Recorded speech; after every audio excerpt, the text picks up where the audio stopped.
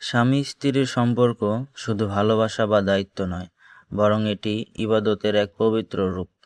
যেসব দম্পতি একসাথে আল্লাহর পথে চলেন, তাদের ঘরেই নেমে আসে রহমত ও বরকত।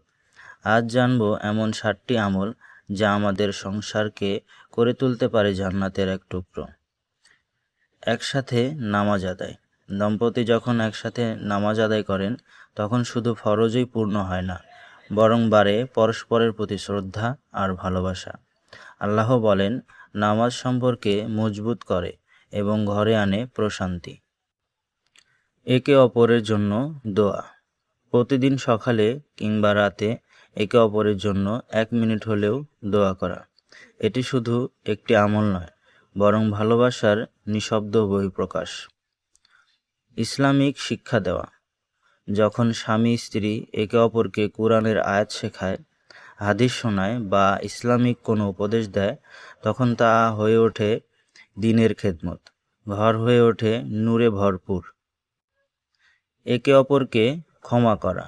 রাগ ঝগড়া হতেই পারে, কিন্তু হাদিসে এসেছে, যে ক্ষমা করে আল্লাহ তাকে সম্মান দেন। তাই আসুন ভুল হলে বলি, আমি মাপ চাই, আর শুনলে বলি, আমি মাফ করে দিলাম। একে অপরের প্রতি খেদমত করা।